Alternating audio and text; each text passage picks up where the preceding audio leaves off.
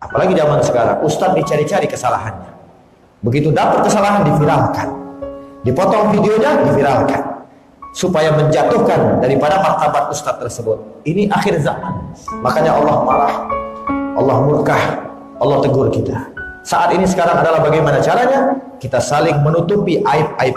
Barang siapa yang menutupi aib sesaudaranya, maka nanti di hari kiamat aibnya akan ditutup oleh Allah Subhanahu wa Ta'ala.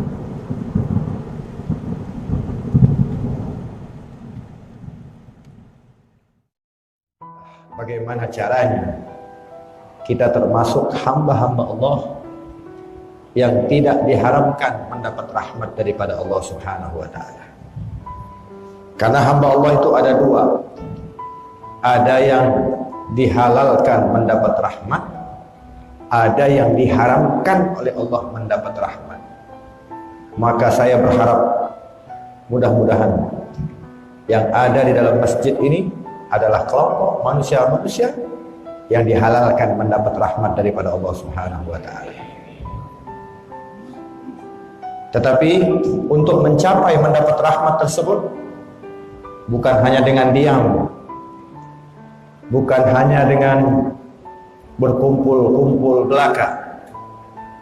Cara terbaik untuk mengundang rahmat Allah Subhanahu wa Ta'ala adalah perkumpulan-perkumpulan semacam ini.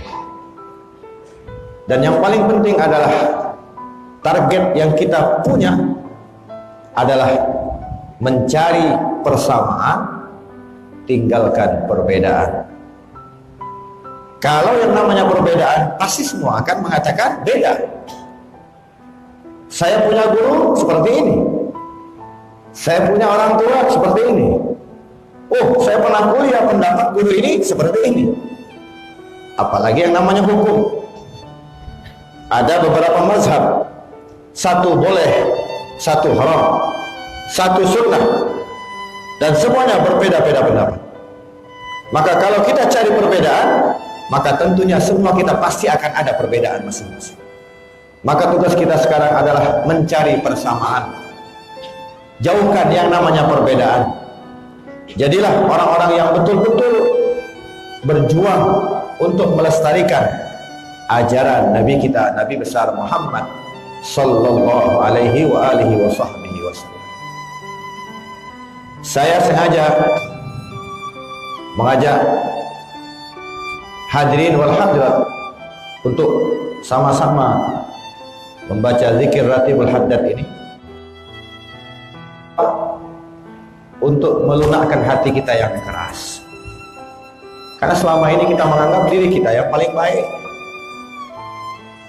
Karena selama ini pasti di antara kita menganggap sayalah yang paling baik dari orang-orang yang ada di sini. Dan ini adalah satu penyakit yang terdapat di dalam jiwa umat Islam. Apalagi kalau sudah setiap hari nongkrongnya di masjid, hari-harinya sholat 5 waktu di masjid, di mana ada pengajian duduk paling depan, pasti ada perasaan kalau saya lah orang yang baik, di luar saya itu belum baik. Ini penyakit. Saya yang paling datang, paling utama, duduk yang paling saf yang paling pertama, saya yang paling pertama datang ketika ada pengajian siapapun.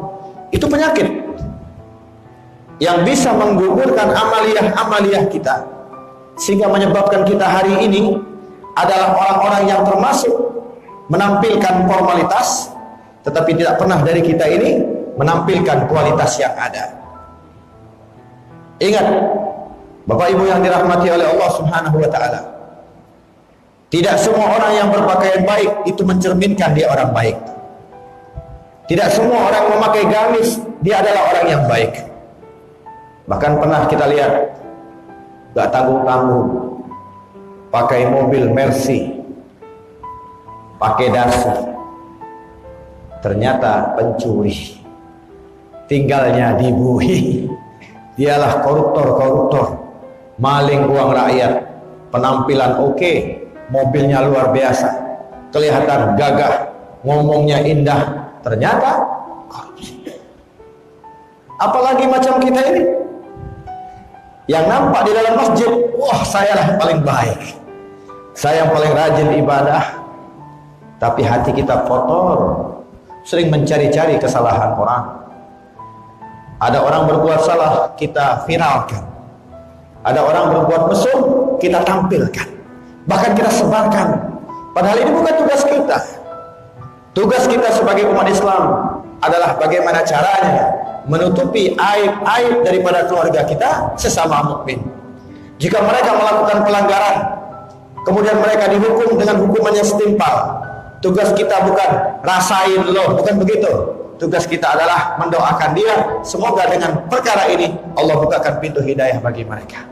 Tetapi pada saat keluar ucapan rasain, mampus kamu, berarti kita sudah membela syaitan, menjerumuskan keluarga kita masuk ke dalam laknat Allah Subhanahu wa ta'ala.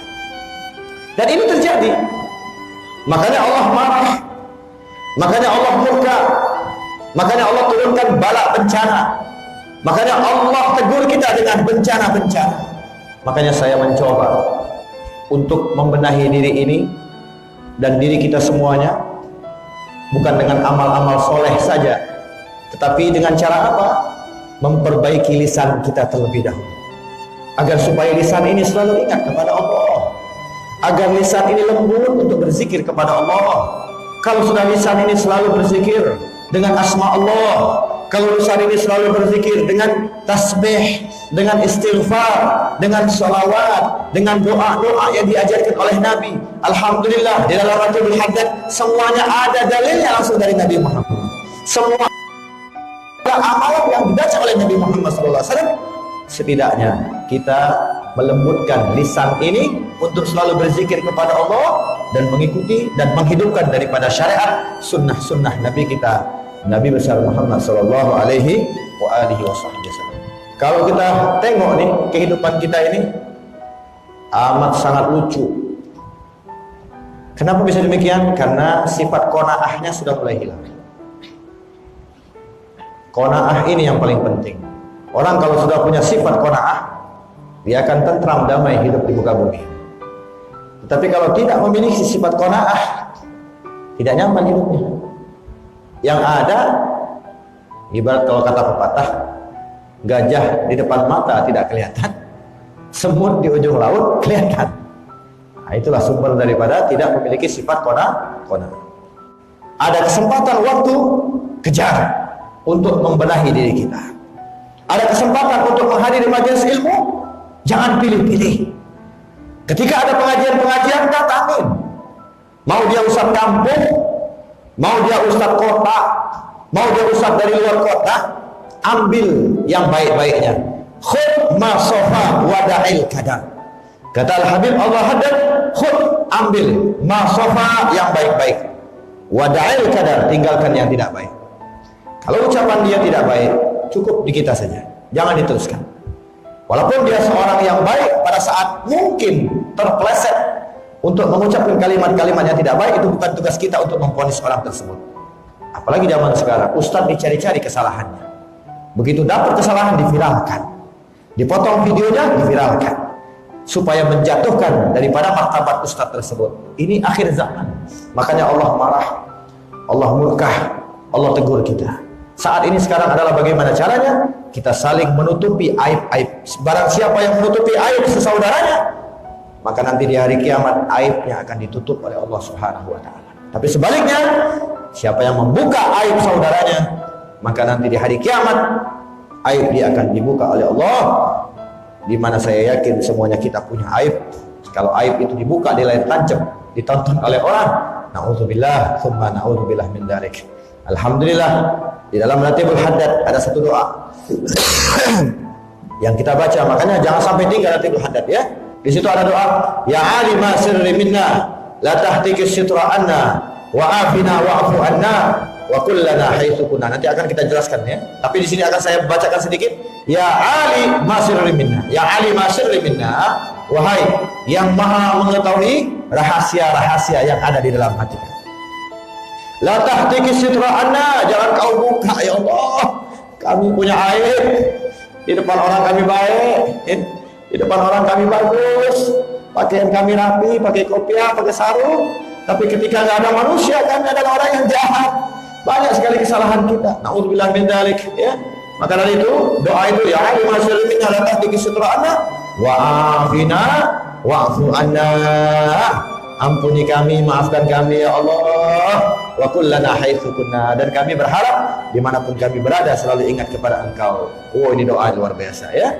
Aib kita mudah-mudahan ditutupi oleh Allah Subhanahu wa taala. Amin ya rabbal. Caranya bagaimana, Bib? Jangan tinggalkan doa ini, maka biasakan membaca Ratibul Haddad. Kalau nggak bisa habis maghrib, habis isya, nggak bisa juga qablan naum, sebelum tidur. Jangan tinggalkan. Sebab siapa yang baca ini dia akan mendapatkan fadail, syama'il, keutamaan dari Allah Subhanahu